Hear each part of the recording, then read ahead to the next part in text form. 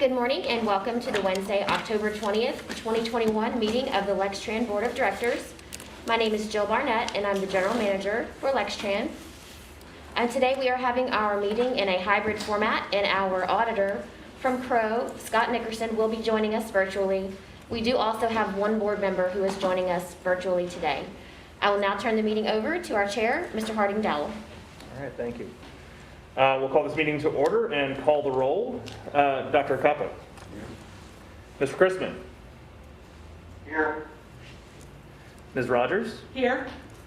And Judge Thurston. Present. And I am here. Seeing a quorum, we'll continue to public comment on agenda items. Is there any public comment?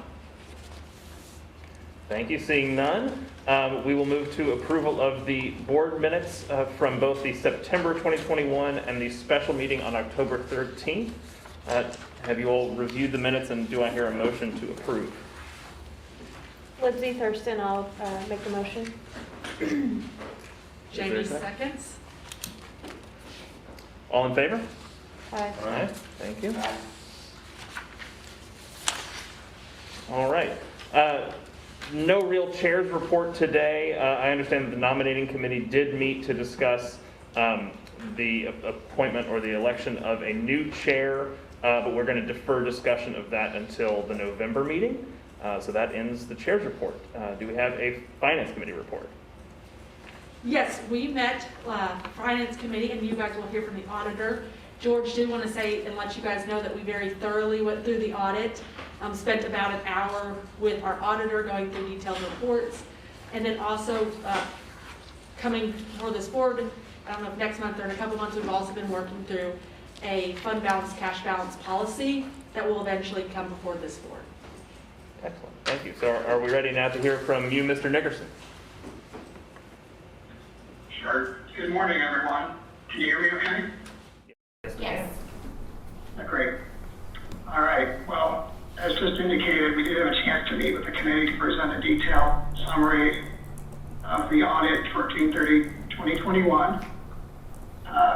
For the board's oversight, we did issue a clean or unmodified opinion both on the financial statements as well as your compliance with government auditing standards, as well as your compliance with your federal grants. Those are all indicated through opinions in the final financial statement. I believe it's part of your board package and was submitted to the city of Lexington. Overall, from a qualitative standpoint, we're very appreciative of what management has done throughout the year to prepare financial statements to come to the culmination of a clean opinion. We only had one matter that was brought to the committee's attention related to an adjustment related to timing of payroll controls or payroll accruals, and we walked through the nature of that item with the committee and management's suggestion for mitigating the risk of that type of adjustment happening again in the future. Overall, it was not material to the financial statements and did not indicate any type of significant deficiency or material weakness in internal controls. We're also not aware of any compliance matters to report to the board. And so overall, clean audit. Happy to answer any specific questions of the board, or committee members can provide feedback as well. Sounds like good news. Thank Very you, good Scott. news, yes. Thank you to the finance team. It's great to have a clean audit. As always, I would just like to say thank you to our staff here in our finance department, as well as many other departments that get called on throughout the audit process to provide information for that purpose, as well as to our audit team of Scott and Shelby from Crow. Scott, please extend my thanks to Shelby as well, and any other members of your team for that thorough process. Thank you. Thank you. Are we ready to move to the monthly report, performance report? Yes, we will. And our monthly performance report will be briefly presented by Mr. Fred Combs. I do want to lead in with letting the board know that in the past couple of days, the THUD bill has been released, which is the annual appropriations for transit at the federal level. It will now begin the markup process. Of course, that's not final just because it was released, but it does include $13.5 billion for public transit, which is up $503 million from fiscal year 2021. So we will see what the final outcome of that is. Something else important is that the bill, as it is written, also blocks the Rostenkowski test, which I have talked about before this board before, but not in quite some time. And the importance of that test is that many years ago, a bill passed that would trigger a cut, across-the-board cut for transit agencies if a certain threshold were reached. And every year, we advocate to block that bill, of course, and this bill does that. So we will await more information, but I did want to let you know that that had happened. I will now let Mr. Combs discuss our monthly performance. Thank you, and good morning, everyone. I'm happy to present to you our performance report from September. Start with a mission statement. We serve people in our community with mobility solutions. So some really fun highlights from September. First and foremost, the 12th annual bus rodeo was held on September 25th. Congratulations to Mike Burnett for his 6th consecutive win, and also a big kudos to John and our rodeo committee for putting on such a wonderful event, and thank you to board members who participated. Thank you to community partners who volunteered their time to be judges. It was a really, really wonderful event. I think everyone had a wonderful time. So yeah, it was especially on the heels of not having one last year. I think everybody was really excited to get out and have a good time. So thanks to everyone who helped put that together. As part of our 5310 coordinated plan update and this cycle of grant funding that we're going into, we held 2 public meetings as well as a meeting with transportation providers from Central Kentucky to identify gaps in public transportation for seniors and people with disabilities. That was a very good discussion that's going to feed into an update of our coordinated plan, and the board will hear more about that later this year or early next year as we work through the grant cycle. Also, on September the 2nd, we held a job fair here out front on Loudon Avenue that included a coffee truck and a live radio broadcast from 107.9 The Beat. That was a kind of a fun event. You see on the picture we had perfect weather, a good turnout.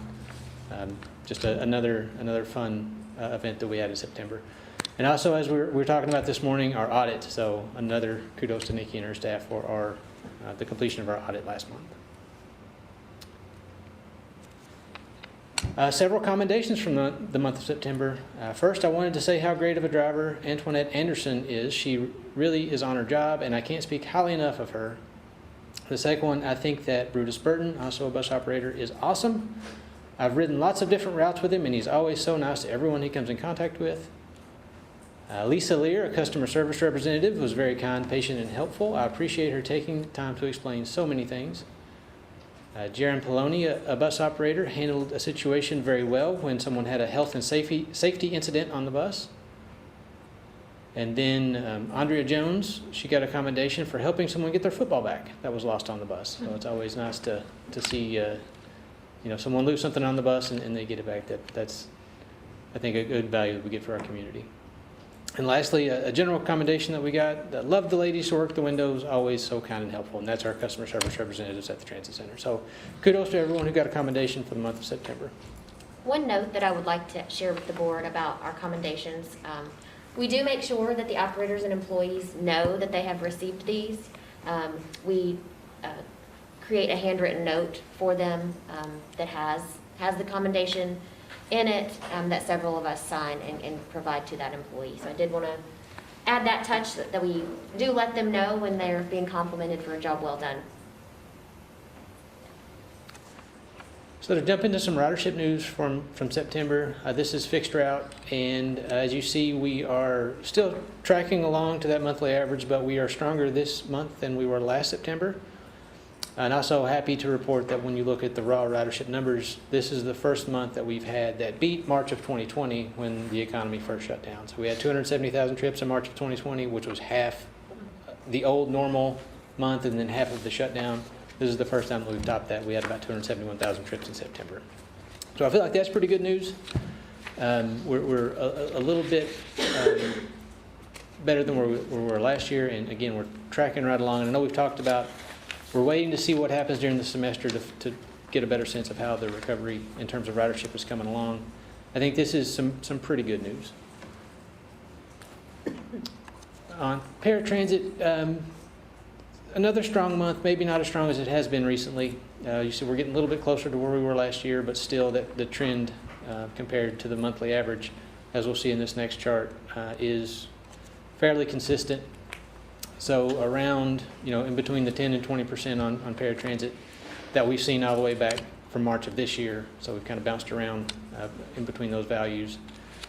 On fixed route, on the other hand, this is the second month in a row that we've been within 30% of our monthly average. I think, again, there's some good news in that. We'd like to see that continue moving forward into October. So again, in terms of raw numbers, our ridership for this month was about 271,000 on fixed route, a little over 14,000 on wheels. We're about 60,000 trips more this fiscal year on fixed route than we were last fiscal year, and about 5,000 more on wheels. Our Saturday ridership looks to be a bit up. I think that's partially due to football traffic that we've gotten. And then in terms of productivity, our revenue miles and hours are slightly above where they were last year, and our productivity is also, in terms of trips per mile an hour, above where it was last year. So I think there's some good news in our ridership as we continue to sort of track that recovery.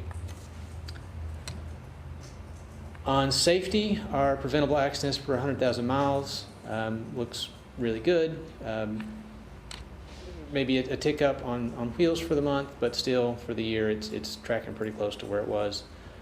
Injury frequency rate, again, looks a little bit high. That's just one injury here and there can bump that up a little bit, but as for the year, we're still below where we were last year, so I think that's good news. And we've talked a little bit about the change in reporting in days of lost time and workers' compensation claims. Again, that's how you see that this looks a little bit different. This is only the OSHA reportables. So we've had 18 days of lost time so far this year compared to 85 last year. That looks a little bit better, and our total number of claims, we're one short from where we were last year. So I think all in all, pretty strong safety report.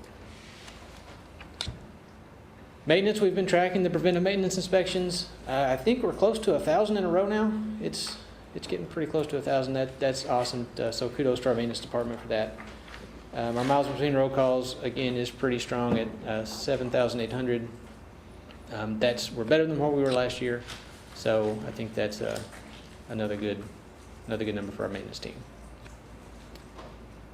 And that is all I have for our performance report. I'm happy to answer any questions or pass it on to Nikki for financials.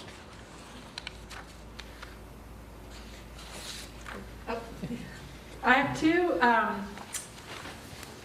comments that were not necessarily mentioned in this report, but were in the packet. Okay. Yes. One, kudos on all the community involvement that happened last month. Just read through here, there was a lot. Greenhouse 17, several neighborhood meetings. Has that just picked up now that more people are meeting in person? And will you talk a little bit more about that over the right person? Yes, I think it has picked up significantly over the past few months. And there's sort of like a backlog, right? So nobody had anything for a long time, and then once things started to open back up again, everybody wanted to have things at the same time. So Emily leads our charge on the community relations side of things. So she has been very, very, very busy over the past couple of months to make sure that we're at the table at all the community events that we can be at. That's really encouraging. Thank you for those continued efforts there. And then I also saw Lextran got recognized for the Green Check program. I'm going to talk a little bit about that. And that is, again, something Emily's been working on. She worked with, what was the name of it? Noel Osborne. To go through our sustainability plans and policies and what we do here, and that matches up against their criteria, and it came out that we were silver. So, there's that one next step that we can take, but I think silver is a pretty strong achievement. I think something we're very proud of. Our last recognition from Green Check was a bronze recognition, and I believe we recertify every 3 years. Is that correct, Emily? Correct. So this was our recertification process, the second time that we have gone through that to recognize the sustainability efforts. And that was really something that moving into this building and making some of those improvements really allowed us to do. We are able to do things here that we did not have the opportunity to do in our old facility, as well as our fleet commitment. That helps us with the program as well. Well, and I know previous boards have had a big emphasis on sustainability, so congratulations again on being recognized, Thank you. especially since sustainability is one of our initiatives.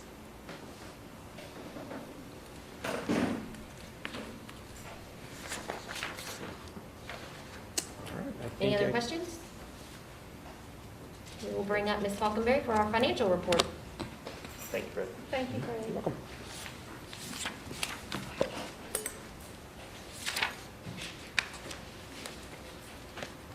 Good morning. Okay, our balance sheet for the month ending September 30th. This gives us our first quarter for the fiscal year 2022. So the financials for the month of September are very, very similar to last year. As you'll see, our operating cash is very close to last year. Our accounts receivable and work in process, that's part of that's grant funding, it's timing, but pretty uneventful and anything happening on the balance sheet, but I'll be glad to answer any questions. Okay, the revenue expenses sheet, we're showing you again the number for the first quarter, the budget. We also have the 2021 actuals and the 2020 actuals just to get a comparison. Our property taxes are right where we expected to be at this time of year, a little bit more than we've had in 2020 and 2021 based on timing. We should see in the next 2 months, see that pick up obviously when the taxes come in November. Passenger revenue is a little bit over budget, so we're very happy with that. About 5,500 of that is a football shuttle. Fred mentioned we're very, very happy to be back able to do that this year, so we feel like it's always something good for the community. Everything else for our wages, fringe benefits, everything else is mostly under budget. We have fuel other is a little bit over budget, that's CNG, but it's not bad. We're still watching the fuel numbers every day, but everything else is under budget, so we're very pleased with that. But do we have any questions? What's the difference between fuel diesel and fuel other? Fuel diesel is just 100% diesel that we track because most of the buses are diesel. Right. Now we have so many CNGs that we've always tracked CNG and gasoline separate. Gotcha. And then, of course, the utilities for electric buses are tracked separately also. Gotcha. Thank you. Welcome. Any other questions? I have a question. I know we've been talking a lot about hiring and bonuses and increase in pay. But I see we're lower than wages. So any concern there? We're right on track where we've been budgeting. We're on track right now. We have seen an increase in overtime, of course, because there are vacancies. But our HR teams here, they've been working very hard. I looked at the statistics that they had, and out of 30 days, which we don't work 30 days of the whole month, but they did 24 interviews for last month, and we have a class of 10 starting on Monday. So they've been working very hard, so we're very pleased with that. So. And I know, but we feel confident in what we budgeted versus actual going forward in the next couple of months. Yes. Yep. And then the other follow-up, is it just timing on property tax, why we're lower on property taxes and federal funds and to what we budgeted? Federal funds is always timing. And then we just take a guess on property taxes based on what we received the year before. It's hard to determine between July through October what you'll receive because we'll get the large amount in November. So it's just timing of when motor vehicle taxes or anybody paying late taxes that come in. And then other revenue? Other revenue is down, that's one of our, that's where our UK contract is still, our partnership is still in the works. That's what most of that is, that's down from the previous year. But that would, again, be a timing That's thing, timing, not, mhm. not expecting that money. Okay. Correct, when they pay, they'll pay all the way back to July, so. Thank you. Thank you, Nikki.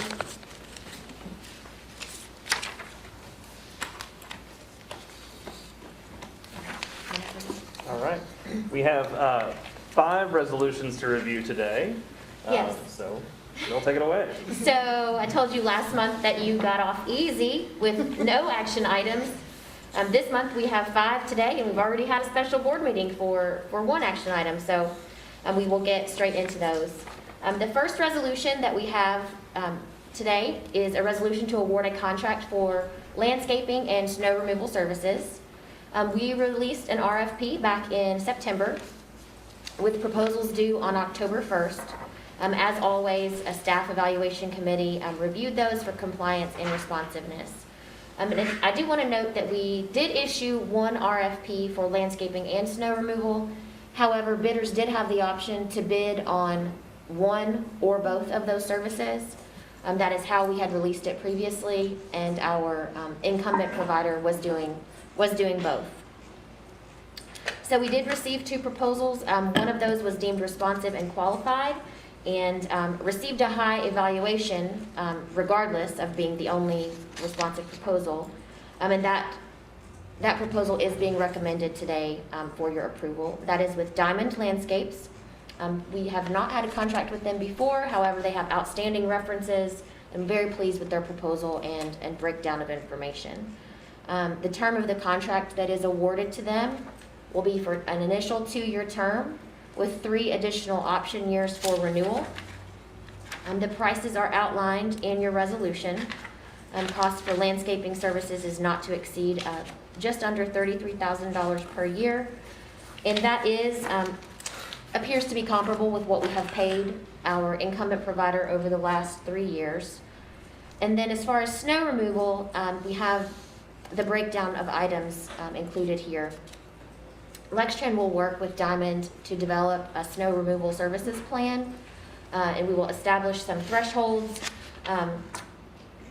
for a visit, basically what triggers their visit. They have offered a crew that is dedicated to Lextran. I'm committed that our bus lot will be cleared by 4:45 a.m., as well as the other locations that we provided to them, which include the employee parking here, as well as our transit center and associated facilities downtown. So very pleased with that, and are requesting the board's approval to enter into that contract. I'd be happy to answer any questions that you might have. 2 questions, Jill. And this, is this local, and does this meet any of our DBE requirements? Diamond is a local company. They service a number of local businesses. We see them around. And to my knowledge, they are not a DBE provider, but Stephanie Hoke might be able to clarify that. They're not, and our current provider is not either. Okay, thank you. Yes, thank you. Just curious, as I know we are no longer using the DBE contractor for our pads, to make sure we hit our minimum. I'm sure Yes. everyone is keeping a close eye on that. But Yes, we are keenly aware of our need to find DBEs, qualified DBEs to work with on some of these projects. And just because I wasn't familiar with that, that's what the federal government refers to as minority-owned businesses. Disadvantaged business enterprises, which is a slightly stricter requirement than a minority-owned business or a woman-owned business. And they certify, a business would become certified as a DBE through the State Department of Transportation. Thank you, Jane. Thank you. I'll make a motion to approve. I had Oh, a couple questions, Jamie, sorry. So since the landscaping contract is a not to exceed, and it looks like that we've got essentially unit costs for snow removal, is the intent that all of this work will be billed on a time and materials basis, or is the $32,000 and change a lump sum that will just be distributed out throughout the year? The $32,000, they gave us a monthly breakdown for how that will be billed. with the associated visits. And then, obviously, the snow removal will be somewhat contingent upon what that actual plan that is developed, and that generally, it gets billed between December and March, depending upon weather. Yep. And then the last question, and you may not be able to answer this, and that's fine. Okay. Did our incumbent provider provide a proposal? They did provide a proposal. It was an unresponsive proposal because many components were missing. They did provide a pricing sheet.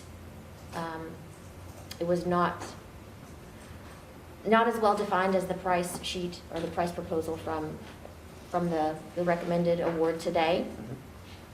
But as best we can tell, it does appear to be comparable, fairly comparable in price and fairly comparable to what we had paid over the years. But as I said, the items are not as clear, not as well defined in the breakdown as the recommended award today. Got it. Thank you. That's all I have. Okay, thank you. Is there a motion to approve? A motion to approve. Thank you, Ms. Rogers. I'll second. All in favor? Aye. Thank you. Thank you, board. All right.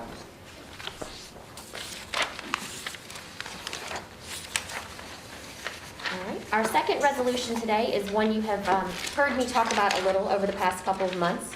It is a resolution to adopt the procurement policies and procedures. For the board's information, we do currently have procurement policies and procedures in place. So we do have some guidelines within that we work within that the board had previously approved in 1993 and then updated in 2014.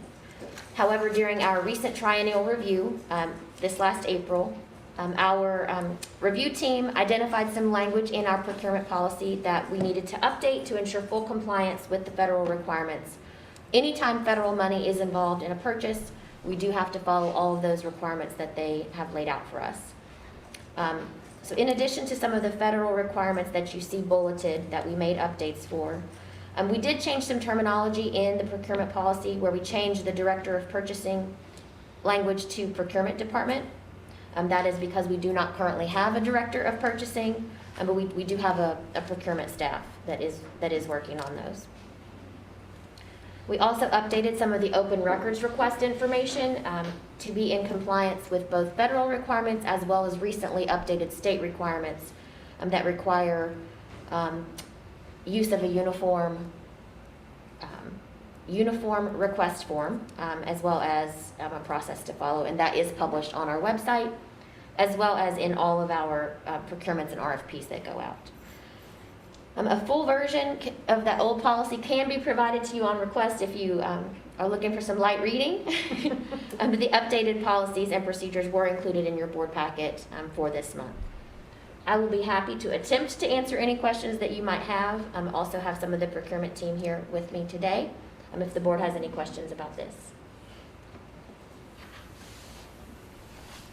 I have one question. What's a micro purchase?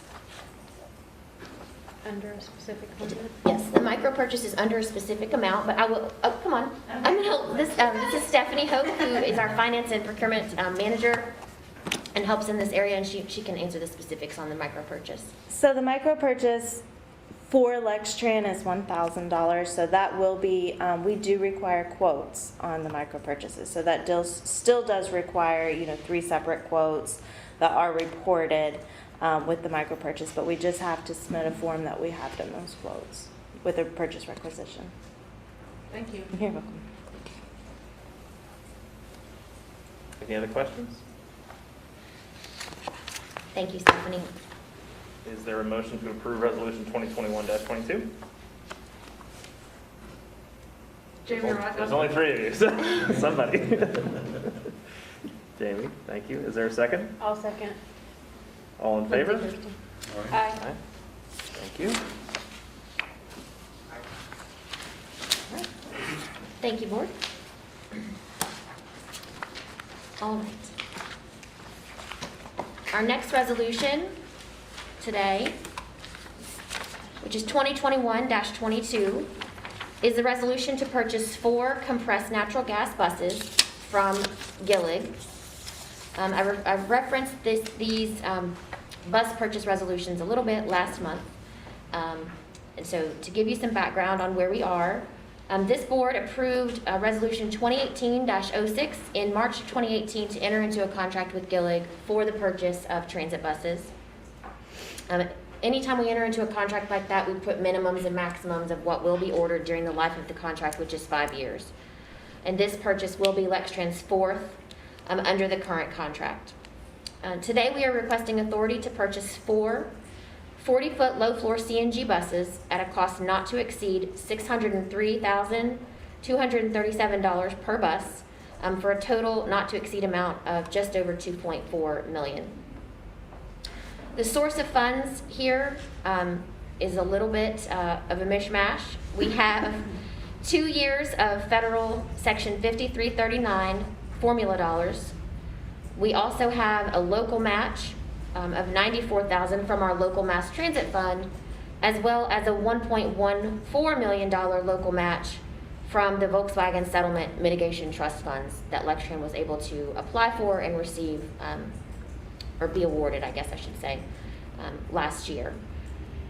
We do have some other VW funds that will be on the next resolution, but happy here to have such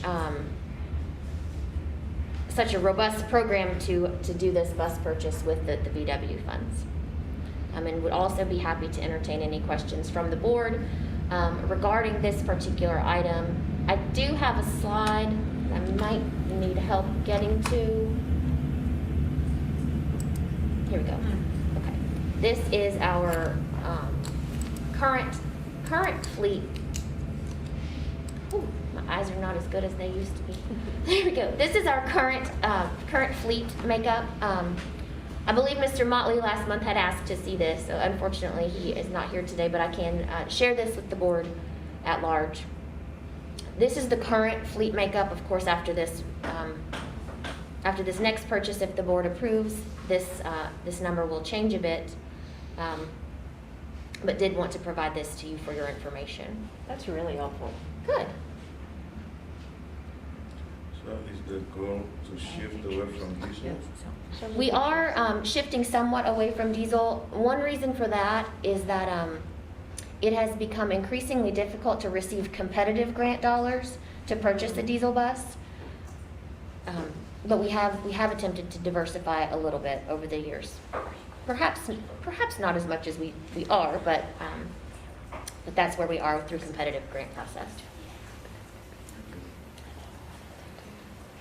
Jill, a couple of questions. How much was our total Volkswagen settlement fund that Lextran got?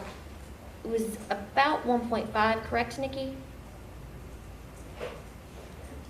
So it was 1.14 on this particular resolution, and the other one is 347,200.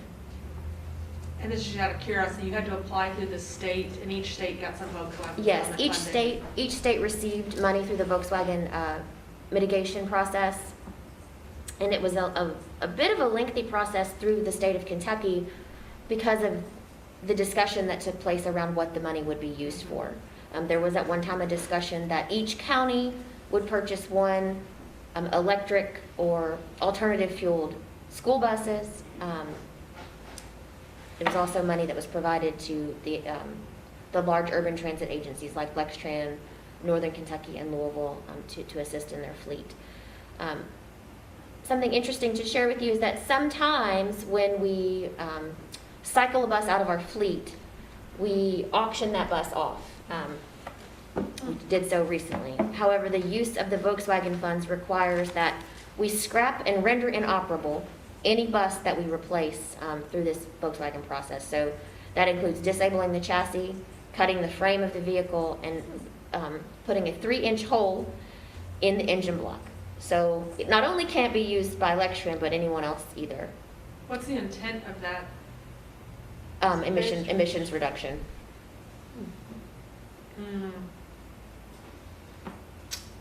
And then I know at one time, the board, previous to probably all of us, had some goals on sustainability of buses and battery buses.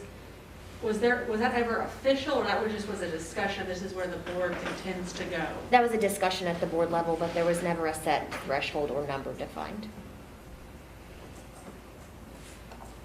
And then, the finance committee, we also talked about the amount of buses purchased every year. And, so this puts it at 4 new ones this year, or is there's additional ones coming? There's a second resolution today, so that will be a total of 6. However, these will likely be received in different fiscal years due to the timing of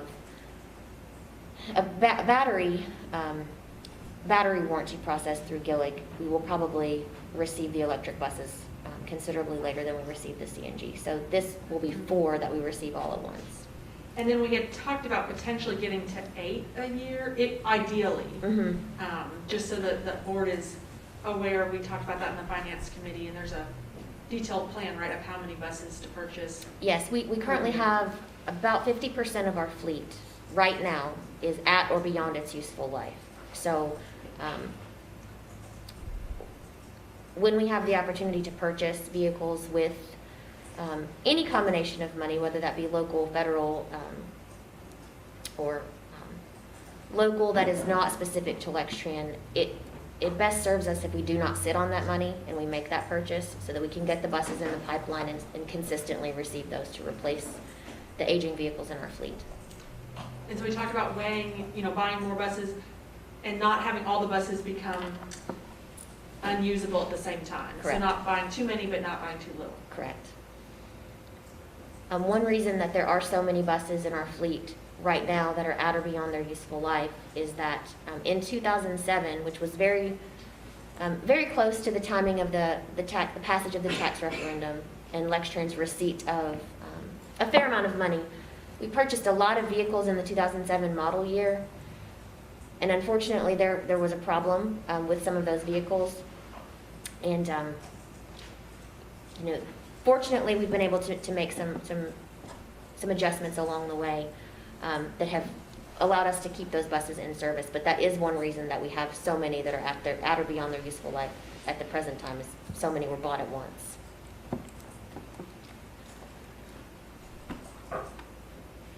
I'd be happy to answer any more questions about Resolution 2021-22 to purchase 4 CNG buses from Gillig. So recognizing that the current not to exceed amount is 2.4 million, which is give or take 4 buses. The intent, though, the contract is to up to 30. Would any additional purchases within the same contract just be change orders to that contract?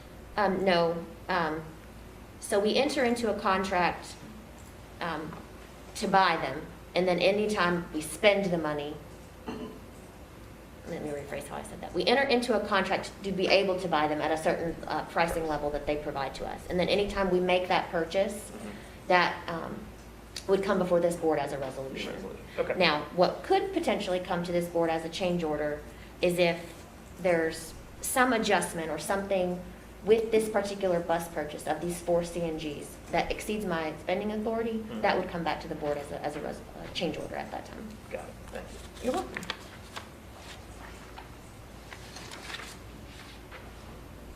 Do we need a motion? We do. So moved Thank you. to approve. Is there a second? Second. All in favor? Aye.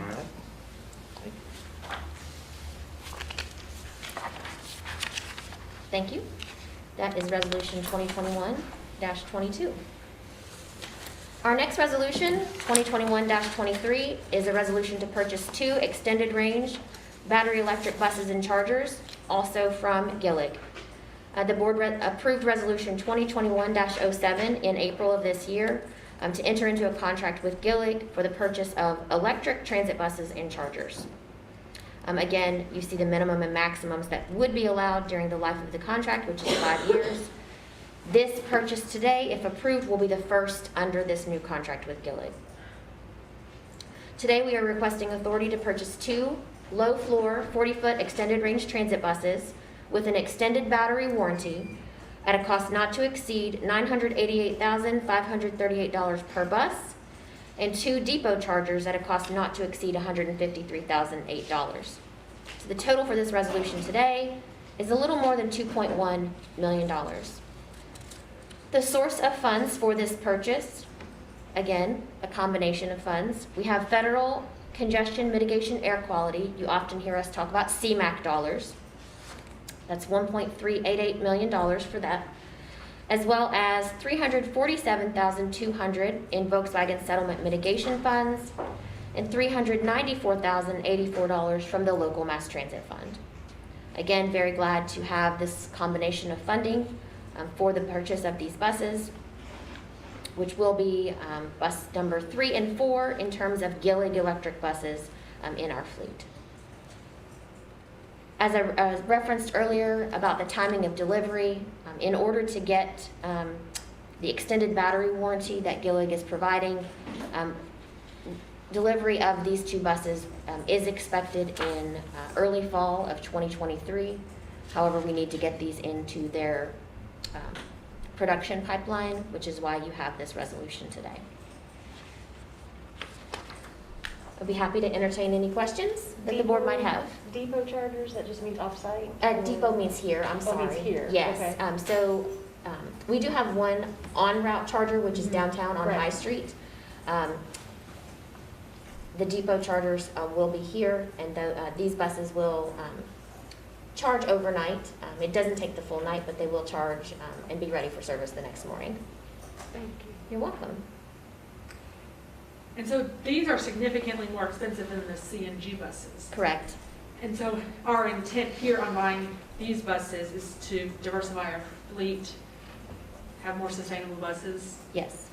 And then, is that the end of our Volkswagen settlement funding between the 2 of them, that be all of it? Correct. These 2 purchases will exhaust that, the funding that's currently been available to us through Volkswagen. And then in that chart you showed us, is that including these 6 buses, or is that what we had before these 6 buses? No, this is our fleet as it stands today. So with the passage of both resolutions today, our new percentages for diesel, CNG, and battery will be 41% diesel, 35% compressed natural gas, and 13% on battery electric. So we'll take 6 diesel vehicles out of the fleet. Mhm. So that 37 will go down to 31. We'll add 4 to the CNG and add 2 to the battery electric. And then do they have, both CNG and battery have the same useful life, or do we get any longer use out of the battery? They have the same defined useful life through the Federal Transit Administration. We have not had a CNG or a battery electric long enough to be able to determine if they will in fact serve us longer than 12. As we've discussed with the Finance Committee and the board on many occasions, we have several of our diesel buses that are much older than 12 years that we have kept beyond their useful life because we've had to. So we will do our best to keep the CNGs and the batteries running longer as well. Well, and I am very pro sustainability, but do we ever get any pushback on how much more expensive battery buses are than CNG buses, or consideration? That is a consideration and has over the years been a topic of conversation. They are considerably more expensive. There's been some discussion about, the cost benefit. Do you save money in the long run with the expense on diesel versus electric? The cost of electricity is generally less volatile than diesel. So that has been some discussion over the years. Just something for us to continue to Yes, consider. something to keep in mind for sure. Thank you. You're welcome.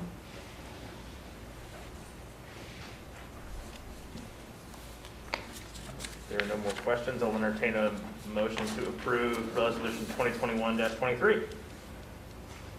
Dan Rogers, make the motion to approve. Thank you. Second. Thank you. All in favor? Aye. So now that we've approved both resolutions, can you update that Mhm. and Yes. circulate it? Yes. Do you mind to do that? No, not at all. You can update it. It won't be reflective of our fleet as it stands today, but Right. what it will be. What Yes. it will be in the future? Mhm. I Yes. think it's just very helpful to see it. Thank you. We will do that. You can put a footnote down there. All right. All right, moving on to Resolution 2021-24. This is a resolution that I'm very pleased to bring before you today. This requests your adoption of our collective bargaining agreement between Lextran and ATU Local 639. As you know, we have been bargaining for this contract nearly 6 months with our local union. I should have updated the memorandum here that says it is expected to be ratified by majority vote. It was ratified Monday evening by members of the local. So very, very pleased that they've accepted that and request your approval today to move forward with this adoption of this and direct me and my team to execute the contract. The labor contract that we have been operating under expired June 30 of 2020. We had several 30-day extensions that we went through with the union, and we started bargaining earlier this year. So very, very pleased to be through with that process. The term of the labor contract today will be from July 1st, 2021 through June 30 of 2024.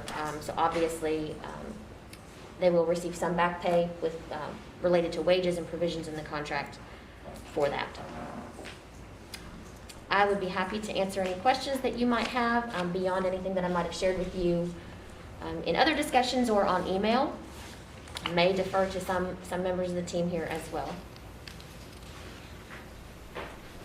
And I think we already clarified this earlier, Nikki, but all of this fits in what we had projected in our budget. Everything that was agreed upon is for the wages in our adopted budget. Yes, it's very close to what we budgeted.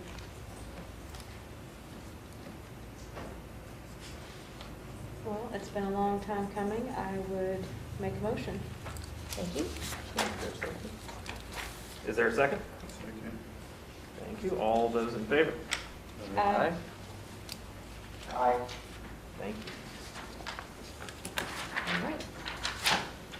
Thank you very much. Take us back to the agenda. I do not have a change order report to offer you today. We did, as you know, approve a change order at our most recent special meeting that came before the board. So I have nothing reportable in terms of information under that change order report today. Do you have any? No. Do we have any old business? I don't believe we have any old business today.